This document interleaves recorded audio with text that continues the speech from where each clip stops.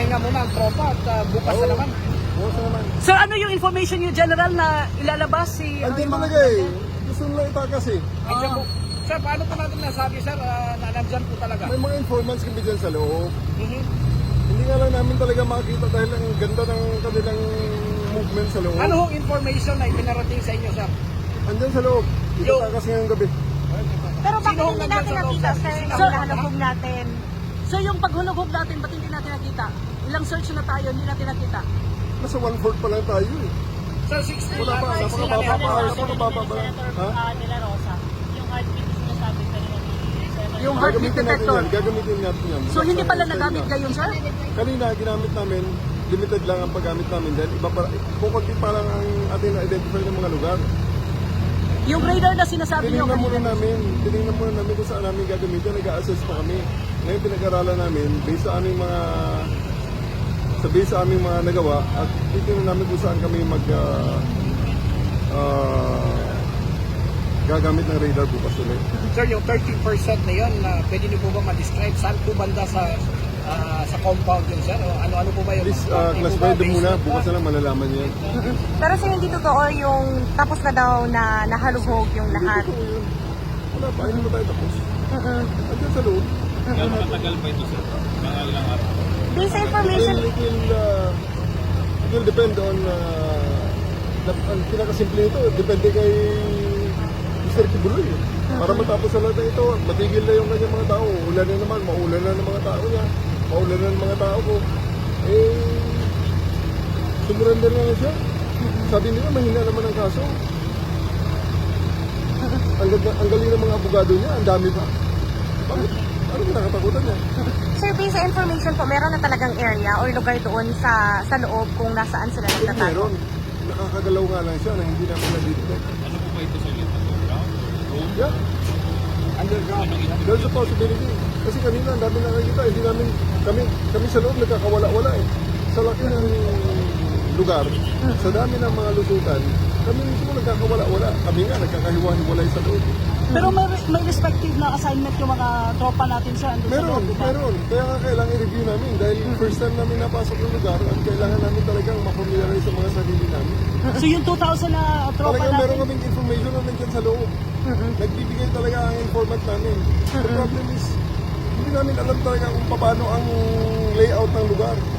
They can only do so much dahil pagdating na sa loob, nagkakawala-wala na kami.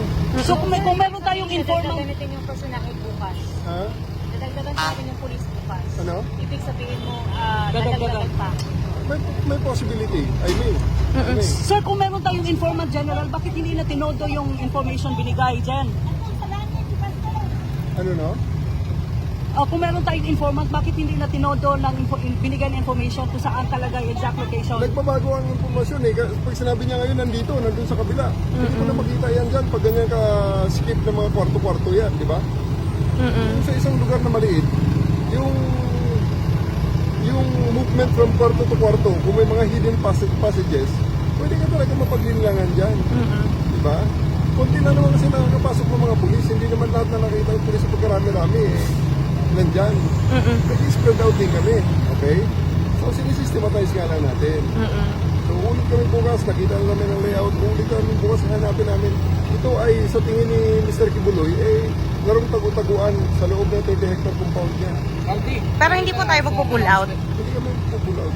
sa announcement niyo po kanina sa megaphone, sabi niyo po, magbantay na may yung tropa, baka kasi ilabas yung May possibility. May information din kami na may mga sistema silang iisipan kung paano ilabas si Mr. Kibuloy. Aside po doon, meron pang other information po.